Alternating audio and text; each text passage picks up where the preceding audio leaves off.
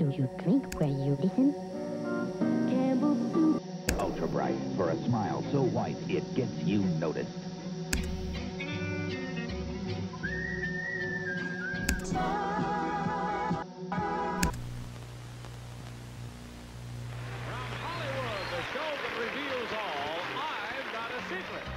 Les émissions de radio et les émissions de télévision, en général, ne sont pas vraiment des endroits où on s'attend à croiser des gens aussi dérangés. Pourtant, il arrive même assez souvent que ces monstres réussissent à se déguiser et agir comme des gens normaux et apparaître sous différentes formes à la télé en direct sans que personne ne s'en rende compte ou suspecter quoi que ce soit par rapport aux différents crimes et horreurs qu'ils ont commis, seulement pour que cela soit révélé des années plus tard. Aujourd'hui, on va parler de ces cas en décrivant des scénarios surréalistes et troublants lorsque les tueurs en série apparaissent à la télévision.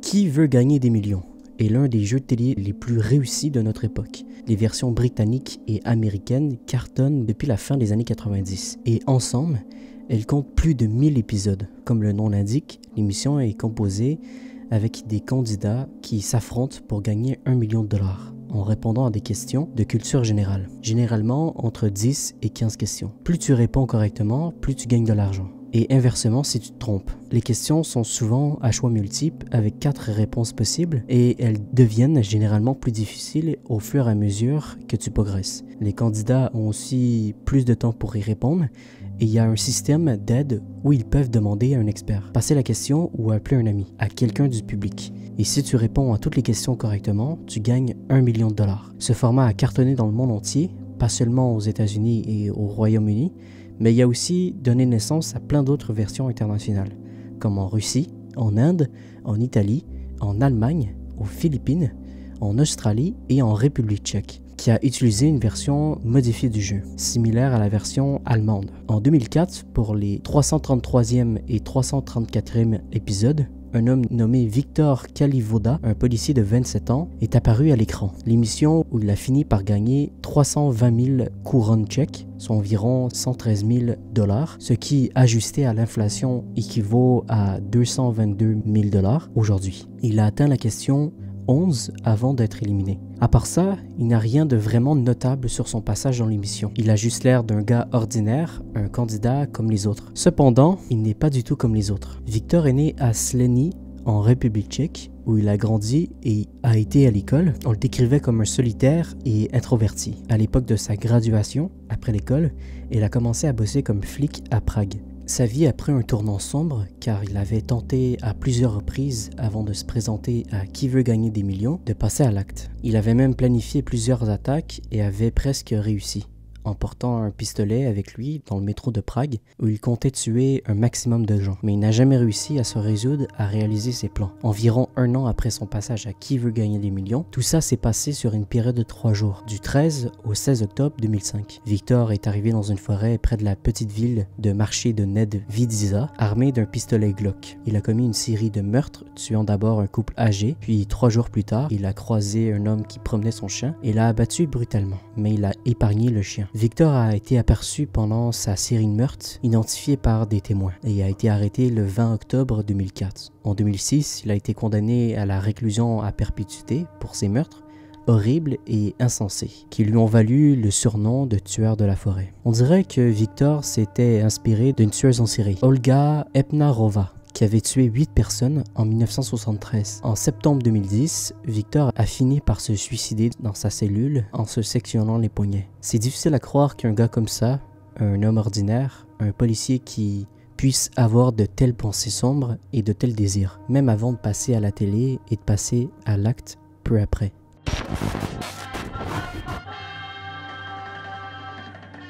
Number 1, what is your name, please? My name is Ed Edwards. Number 2. My name is Ed Edwards. Number 3.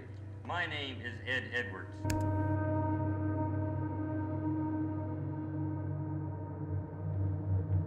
L'un des premiers jeux télévisés américains était To Tell the Truth, créé en 1956 et diffusé sur différents réseaux et animé par différents présentateurs jusqu'en 2002, avant d'être réintroduit en 2016 et de finir sa deuxième saison en 2022. Le jeu consiste en 4 panélistes, généralement des célébrités qui doivent découvrir l'histoire étrange et inhabituelle de 3 personnes appelées les Challengers. L'objectif est que les panélistes posent des questions aux candidats, dont 2 mentent et 1 dit la vérité. Cette personne est la personne centrale et son but est d'être identifié en décryptant les mensonges et en trouvant le vrai. Inutile de dire que la série a connu un succès incroyable, notamment en popularisant le format, puisqu'elle a eu de nombreuses versions internationales, qui a inspiré d'autres jeux télévisés avec des formats similaires et a été diffusée pendant plus de 50 ans. C'est différent de la plupart des autres cas. En octobre 1976, quand Edward Wayne Edwards est venu pour dire la vérité, il était déjà un criminel condamné. En effet,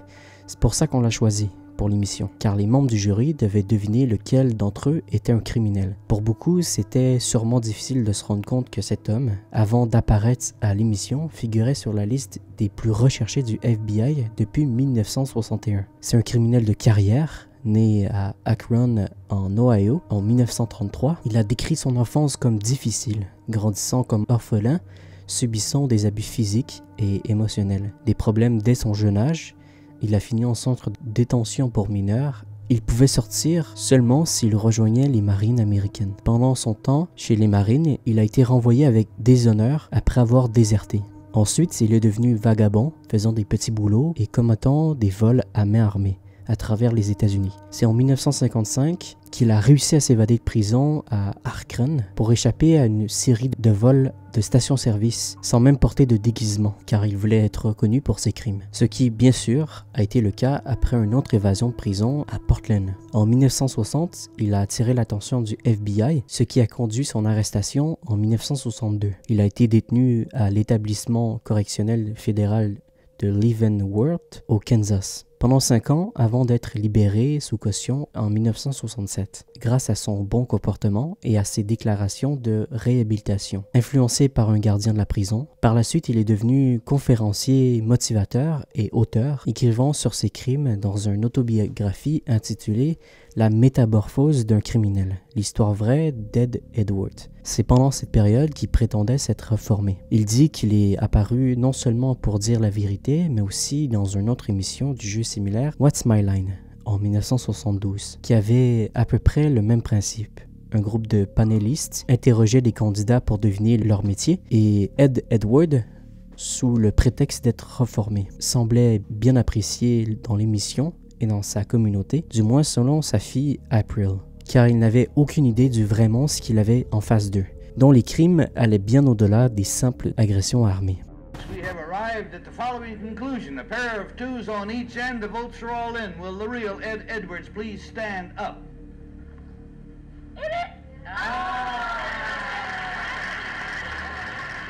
Ed Edwards est soupçonné d'avoir tué entre 9 et 15 victimes, voire plus, même s'il sera condamné que pour 5 meurtres au cours de sa vie. Le premier remonte environ 5 ans après ses apparitions à la télé et sa prétendue réhabilitation. Edwards finira par tuer un jeune couple de Norron, en Ohio, Judith Straub et William Laveco, en août 1977. Il les tuera brutalement à bout portant avec un fusil de chasse de calibre 20. Leurs meurtres ne seront pas résolus avant l'arrestation d'Edwards en 2010. Il a commis un autre double homicide en 1980 à Concord, au Wisconsin, où il a tué un jeune couple, Tim Hack et Kelly Drew, qui ont été poignardés et étranglés. Au début de l'enquête, Ed est devenu une personne d'intérêt dans l'affaire, mais il n'avait rien pour le relier au meurtre, jusqu'à ce qu'en 2010, des preuves ADN soient recueillies et utilisées pour le condamner pour ses meurtres. En plus de ceux qui ont eu lieu en 1977 pendant son incarcération, Edwards a aussi avoué le meurtre en 1996 de son propre fils adoptif,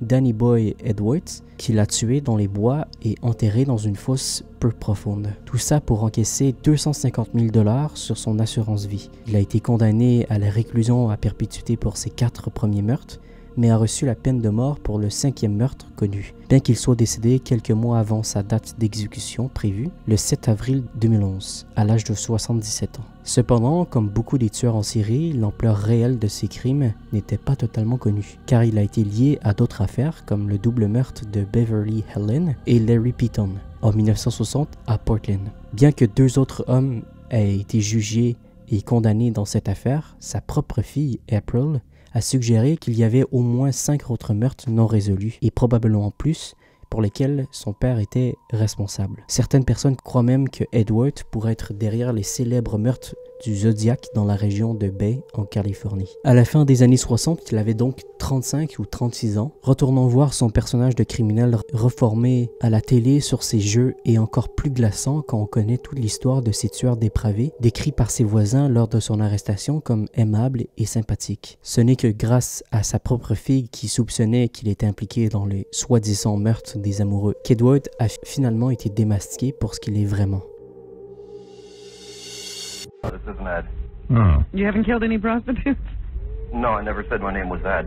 Depuis 1975, Howard Stern Show est l'une des émissions de radio américaines les plus influentes et reconnues, et diffusée et animée par Howard Stern, un animateur et personnalité publique qui a depuis fait du bruit en discutant d'événements politiques et culturels avec un ton d'humour noir et satirique. Bien qu'il ait ses détraqueurs, beaucoup d'auditeurs se sont accrochés au style brut et provocateur de Howard, ce qui a finalement conduit à beaucoup de prises de position controversées et de contenus pour lesquels l'émission était connue d'être mêlée au fil des ans. L'émission se composait de diverses interviews de célébrités, de sketchs comiques, des showcases musicaux et des conversations avec des invités et des appelants depuis chez eux. L'un de ces appelants donnera l'une des interviews les plus intéressantes de l'histoire de l'émission. Au mois d'août 1997, un homme se faisant appeler Clay appelle l'émission et prétend être un tueur en série actif qui aurait tué 12 femmes à la Nouvelle-Orléans, en Louisiane.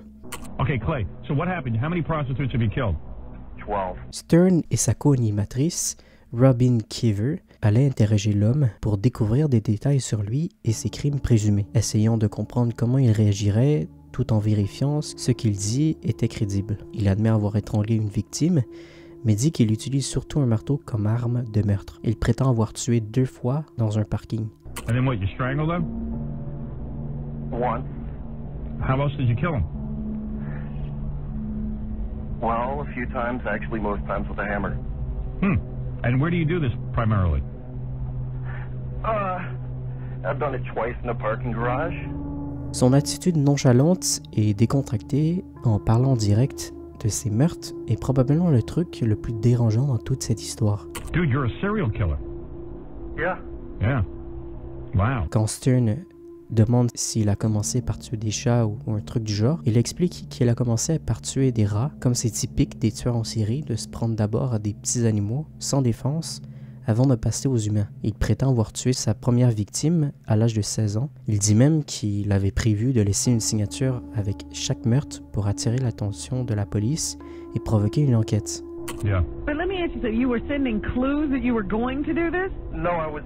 He was going to like. Doing that. He was going to leave like a note for the newspapers, and you know. But you decided not to. He didn't want to be famous or draw attention to himself. But my problem is, No, that's what I wanted to do, but. Oh, but you did, but no one noticed the clues. I never sent the clues. I never left anything. You know, I wanted to have my own little signature. Right. I wanted the thumb paint. Oh, it's, With your thumbs. Oh, really? what do you want to do? Thumb paint with their thumbs. Thumb paint what though? I don't know. Oh, anything. It was in a comic book a couple of years ago. Just seemed like a good idea. Like you take the girl you killed, you dip her thumbs in paint, and then you do like a thumb painting Yes. on a piece of paper? Yeah. À ce stade de l'appel, Stern est un peu plus convaincu que ça pourrait être vrai et commence à essayer d'obtenir des détails pertinents de l'appelant, comme lui demander s'il est blanc, ce à quoi il répond que oui, ce qui est important parce que l'appelant affirme que le seul suspect des meurtres étant un flic noir. Il précise aussi que beaucoup des victimes étaient des femmes noires. You're a white guy? Yeah, Howard, that's pretty funny because the only suspect they had when they started finding the bodies was a black police officer. Oh. Turns out one of them was associated with them. Il prétend avoir tué 2 personnes en une nuit, une à la Nouvelle-Orléans et une autre dans le Mississippi. Quand on lui demande pourquoi il n'a pas tué depuis des mois, presque un an, il répond d'un ton glacial. So why do you think you stopped killing all of a sudden? I really don't know, Howard. Part of it had to do with my car broke down. Howard insiste pour avoir plus de détails et lui demande s'il a des tatouages, ce à quoi il répond qu'il n'en a pas, mais l'une des dernières choses qu'il a dites dans l'interview, et c'est peut-être le plus dérangeant. Sometimes I ask them if they think it's dangerous, doing what they're doing, if they're worried about things, and they'll laugh it off, and that just pisses me off. Right. And then you go ahead and you kill him. Yeah. All right. Well, there you go. Après que cette interview a été diffusée, beaucoup de gens se sont intéressés à ce personnage et se sont demandé s'il était vraiment un tueur en série. Beaucoup en doutent. La plupart pensent que c'était un canular inventé par Laplan et certains pensent même que c'était un coup monté de la part de Howard et de son équipe pour booster les audiences et l'engagement, comme ils avaient déjà fait des trucs controversés dans le passé pour attirer les téléspectateurs. Cependant, apparemment après l'interview d'après Howard, il a été contacté par le FBI et lui ont demandé de leur fournir l'enregistrement complet. Pour ceux qui croient que l'histoire de Clay était authentique, ils ont commencé à se pencher sur des affaires non résolues et des meurtres de prostituées dans la région de la Nouvelle-Orléans. Ce qui a conduit beaucoup de gens à s'intéresser au tueur en série connu sous le nom de Storyville Slayer, opérant à la Nouvelle-Orléans de 1991 à 1996, ayant tué au moins 12 victimes, comme Laplan l'a prétendu. Et ce n'est pas là que s'arrêtent les similitudes. La plupart des victimes étaient des femmes d'origine afro-américaine, comme l'a décrit Laplan. Et en 1991, une femme anonyme a été étranglée après avoir eu une conversation avec un homme dans un bar, mais elle a été déposée et a survécu. Ce qui correspond à une partie de l'interview où l'homme dit qu'il a laissé quelques femmes en vie. Do you ever look into their eyes and go, gee, these people were just children at one point, and maybe they just had a tough life? I've let a couple go. You have. Like what happened? You're in the middle of killing them, and then they what do they say? Why would you let one go and kill the other? There was this one. Go ahead. I think she was probably really new to it. Yeah. There was just something about her. Maybe she reminded me of my ex-fiance, but right. You somehow relate. More of an innocent quality. You somehow felt bad for her. Yeah. Ce qui est le plus intéressant, c'est qu'en 1995, 2 ans avant l'interview, on a annoncé que l'officier de police Victor Gunt était le principal suspect dans l'affaire. Comme Clay l'a mentionné, c'est un homme afro-américain qui correspondait au portrait robot fourni par la femme anonyme qui avait été kidnappée et presque tuée. Il avait aussi des accusations de maltraitance envers sa colocataire, Sharon Robinson, qui était l'une des victimes dans cette affaire. En plus, il avait une réputation bien connue pour un flic corrompu qui gérait des opérations criminelles comme le racket. Aucune preuve ADN concluante ou autre n'a pu être trouvée pour relier à la mort de Robinson ou à celle des autres victimes. Cependant, il y avait un autre suspect dans ces meurtres, un homme blanc nommé Russell Hellwood, un vagabond sans-abri qui a été trouvé dans un des lieux de crime et a même avoué à ses compagnons de cellule qu'il était responsable des meurtres pendant qu'il était en prison. Cependant, il est peu probable que cet homme soit Laplan en question, vu qu'il était en prison quand l'appel a eu lieu, mais au final, il a été reconnu coupable d'avoir tué Cheryl Lewis, au moins une des victimes connues. Il a été condamné à la réclusion à perpétuité sans possibilité de libération. Il pourrait très bien être le tueur de Storyville, ou malheureusement, il est peut-être toujours en liberté et c'est lui qui a passé l'appel. C'est difficile à dire. La plupart des informations fournies par Laplan pourraient avoir été tirées des médias et ne prouvent pas forcément qu'il était le véritable meurtrier. De plus, il ne semble pas donner d'infos qui pourraient être vérifiées. Le tueur savait qu'il prétendait aussi avoir utilisé un marteau pour ses meurtres, mais la plupart, voire tous, ont été drogués, battus et étranglés. Quoi qu'il en soit, l'appel reste glaçant à écouter. Surtout après avoir appris que c'est sans aucun doute les meurtres dont il parle, qu'il les ait commis ou non, ont vraiment eu lieu et que le tueur pourrait être encore en liberté.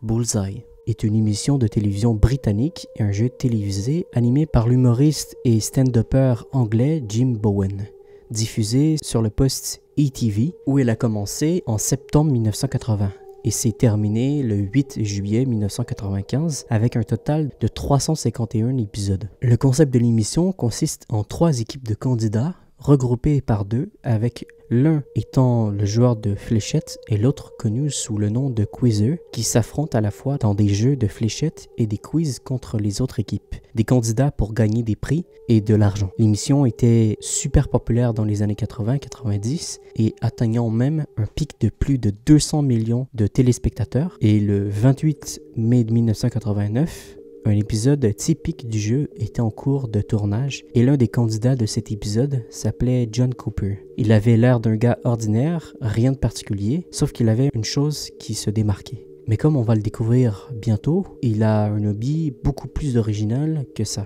You've got an unusual hobby, John, haven't you? Oh, yes, the scuba diving. The scuba diving. And apparently it's the place to do it down there, isn't it? Oh, we've got the coastline. Because is it the mountains are sort of inverted and you've got all these... Well, we've got deep water where you can sort of swim over mountains and all sorts of Yeah, we hope you all have a good night with us. Give them a round of applause. À part ça, il paraît qu'il n'y a rien d'autre de notable dans l'épisode, même si c'est difficile à dire, parce que l'épisode est devenu un lost media et qu'il ne reste que des extraits partiels qui ont circulé. John Cooper et son partenaire ont été éliminés très tôt dans le jeu, dès le premier tour, donc ils n'ont pas vraiment marqué les esprits des spectateurs. Dans ce contexte, il est presque certain qu'à l'époque de la diffusion, personne n'aurait soupçonné que cet homme ordinaire serait un tueur en série impitoyable qui, des années avant les événements de l'émission, avait déjà pris plusieurs vies en 1978. Il avait participé à d'autres compétitions pour gagner de l'argent avant de se présenter à Bulli, remportant un concours dans un journal généralement lié au football au Royaume-Uni. C'était une promo pour le sport où les gens devaient deviner l'emplacement d'un ballon retiré d'une photo. Gagner ce jeu a permis à Cooper de remporter une voiture d'une valeur de 4 000 € ainsi qu'un prix en espèces de 9 000 €, ce qui équivaut à environ 500 000 € aujourd'hui ou plus de 500 000 $. Cependant, comme c'est souvent le cas avec la plupart des gagnants de loterie et de jeux d'argent, Cooper a fini par cramer presque tout son argent en jouant et en buvant, ce qui pourrait expliquer pourquoi il a commis ces braquages violents, puisque le 22 décembre 1985, il a trouvé une grande ferme de 3 hectares à Scove-Victon Park, au Pays de Galles, où il pensait que Helen Thomas, 54 ans, vivait seule. Mais en plein cambriolage, le frère d'Helen, Richard Thomas, 58 ans, est entré chez lui, ce qui a poussé Cooper à tirer et tuer les 2 frères et sœurs avant de foutre le feu à la maison avec de l'essence. Lors de son passage dans l'émission Bullseye, quelques années auparavant, John Cooper avait déjà été responsable de la mort d'au moins 2 personnes, mais encore plus troublant, seulement un mois après son apparition dans l'émission, le 29 juin 1989, Cooper serait impliqué dans un autre double meurtre le long du chemin côtier à Pembrokeshire, au Pays de Galles. Cooper a rencontré un couple nommé Gwenda et Peter Dixon, qu'il a ligoté sous la menace d'une arme, a volé leur carte bancaire et a exigé les codes PIN avant de tragiquement mettre fin à leur vie d'un coup de feu à bout portant. Dans les années 80 et 90, Cooper a terrorisé pendant plus d'une décennie, commettant plus de 30 cambriolages, vols à main armée et agressions. Sa série de crimes s'est probablement terminée en 1998, bien que l'ampleur réelle de certains de ces actes reste incertaine, car il pourrait être lié à 9 meurtres, y compris celle de Flo Evans, 72 ans, en 1989, peu après les meurtres de Gwenda et Peter Dixon, ainsi que les doubles meurtres non résolus de Megan et Harry Toos en 1993, pour lesquels l'arme du crime a été déterminée. Un fusil de chasse similaire à celui utilisé dans l'affaire Dixon, qui correspond aussi au modus operandi de Cooper, ainsi qu'à un homicide de 1976, impliquant un frère et une sœur âgés, Griff et Patty Thomas. Au départ, on avait théorisé que le frère Griff avait tué sa sœur avec un objet contondant avant de s'immoler par le feu, mais beaucoup avaient exprimé des doutes car l'arme du crime n'avait jamais été retrouvée. De plus, cela ressemblerait plus à un vol raté, ce qui pourrait être le premier des meurtres par vol de Cooper, bien que beaucoup suggèrent que ce soit peu probable pour un premier meurtre. Les meurtres ont eu lieu en 1985, car il aurait eu 40 ans au moment du crime, et la plupart des tueurs en série commencent bien plus tôt dans leur vie. Quoi qu'il en soit, il a finalement été arrêté en septembre 2011 après qu'un portrait robot du suspect ait été comparé avec son apparence dans le jeu Bullseye, ce qui explique pourquoi il est connu sous le nom du tueur Bullseye. C'est d'autant plus troublant quand on repense à sa présence auparavant innocente dans l'émission, sachant que quel vrai monstre et psychopathe se cachait derrière ça, avec un extérieur banal.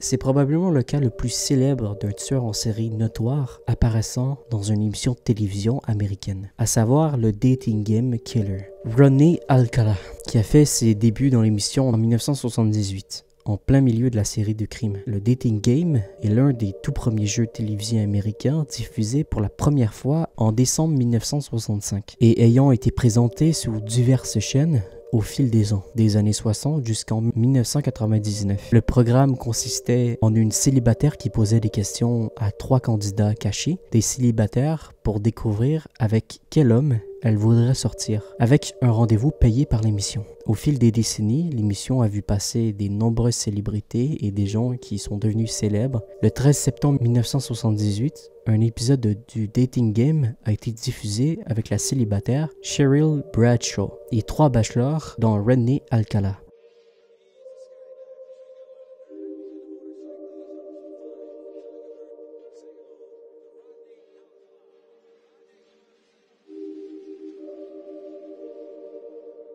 On pourrait croire qu'il est comme tout le monde, il a même gagné l'épisode, mais la bachelorette Cheryl Bradshaw a remarqué qu'il n'était pas net et elle l'a décrit comme flippant, tout comme un autre des prétendants présents ce jour-là. Heureusement, elle avait décidé de ne pas sortir avec lui avant de participer au jeu. Il avait déjà été condamné pour 7 meurtres et il y en avait sûrement d'autres. Il est probable qu'il n'ait jamais été découvert, mais il a aussi été condamné à 2 reprises pour des crimes contre des enfants, étant même inscrit comme un délinquant sexuel en 1977, un an avant de participer à l'émission de Dating Game. Ça fait vraiment réfléchir sur les vérifications de fonds qui ont été faites avant qu'il puisse apparaître à l'émission, vu son passé criminel assez lourd. Même s'il n'avait aucune idée qu'il était un tueur en série, Rodney est en fait Rodrigo Alcala, et il est né dans une famille mexico-américaine en 1943. Il a déménagé à Los Angeles où il a grandi avant de rejoindre l'armée. Un jour, en 1964, il a eu ce qu'on a décrit comme une dépression nerveuse et a fini par abandonner son poste, faisant du stop depuis Fort Bragg en Caroline du Nord jusqu'à la maison de sa mère en Californie. Il a ensuite été évalué par des psychiatres militaires où il a été diagnostiqué avec une liste de troubles mentaux comme le trouble de la personnalité antisociale, le trouble de la personnalité narcissique, le sadisme sexuel, la psychopathie et le narcissisme malveillant. On a aussi déterminé qu'il avait un niveau bien au-dessus du QI moyen qui était estimé à 135. À cause de ces diagnostics, il a été renvoyé de l'armée et a commencé son long et terrible parcours criminel en septembre 1968. Alcala a violemment agressé une fille de 8 ans après l'avoir attirée dans son appartement, où elle a été retrouvée inconsciente dans une flaque de sang. Miraculeusement, l'enfant a survécu, mais a passé des mois à se remettre et a été dans le coma pendant 32 jours. Maintenant errant dans New York sous le nom de John Berger, Alcala a tué et agressé sexuellement une hôtesse de l'air, Cornelia Creel. Apparemment, en juin 1971, à cette époque, il a été ajouté à la liste des 10 fugitifs les plus recherchés par le FBI et a été finalement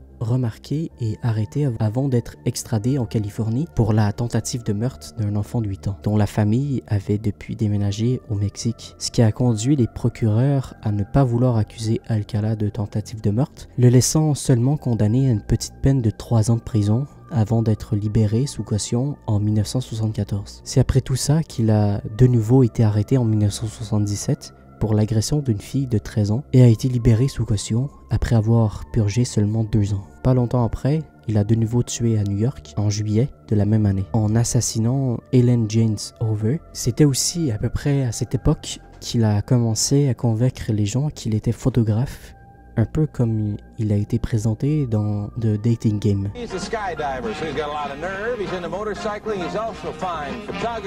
Il avait pris des milliers de photos d'enfants et même de certaines de ses victimes assassinées. C'est seulement après sa première apparition dans le jeu de la séduction que sa série de crimes principaux et infâmes en Californie a commencé, à une époque où plusieurs des tueurs en série actifs et notoires opéraient en même temps dans la même région, ce qui avait embrouillé les forces de l'ordre et les enquêteurs, attribuant parfois les victimes d'Alcala aux Stranglers des collines, ce qui s'est avéré être un duo de tueurs séparés. En novembre 1977, il a agressé et tué Jill Terry Barcombe, 18 ans, à Los Angeles. Elle était à l'origine considérée comme une victime du Hillside Strangler, mais elle avait été abattue et étranglée par Alcala. Plus tard, en décembre, la police a découvert le corps de Georgia Marie Wicken, une infirmière de 27 ans, qui avait été signalée disparue par ses collègues après ne pas être venue à son tour de travail. Elle avait été sauvagement assassinée par Alcala dans son appartement, qui avait été forcé d'entrer. Le 24 juin 1978, Charlotte Lee Lemb, une secrétaire de 31 ans, a été retrouvée étranglée dans la salle de lavage de son immeuble. En février 1979, il avait déjà un passé lourd. Il a pris en stop une fille de 15 ans,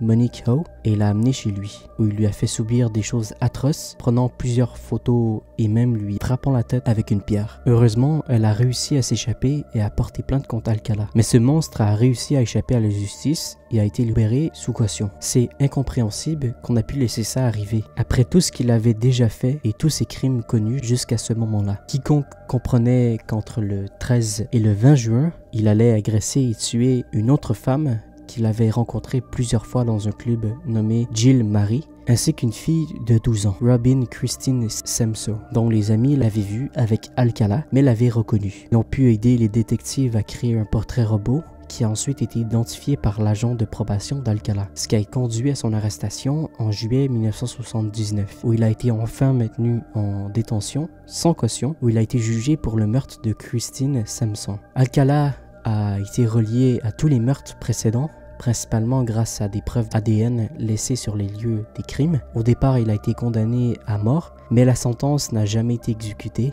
car il est mort d'une crise cardiaque en 2021, à l'âge de 77 ans. Il a été reconnu coupable de 8 meurtres au total, mais le nombre de victimes possibles, voire suspectées, pourrait atteindre 130, car de nombreuses femmes et enfants non identifiés ont été photographiés par Alcala et auraient pu être des victimes potentielles. Sur les 120 photographies, en 2011, il a été lié au meurtre de Pamela G. Lamson, qui avait disparu le 9 octobre 1977, après avoir rencontré un photographe qui a accepté de la prendre en photo. En 2016, il a été également accusé du meurtre de Christine Ruth Thornton, qui a été vue pour la dernière fois en autostop en juin 1977, jusqu'à ce que son corps soit découvert dans le Wyoming, le long de la route 30 en 1982. Même si son identité est restée inconnue jusqu'en 2015, quand son ADN a été mis en correspondance avec celui de ses proches, Alcala avait en sa possession une photo de Thornton en train de faire de la moto, portant un t-shirt reconnu par sa sœur.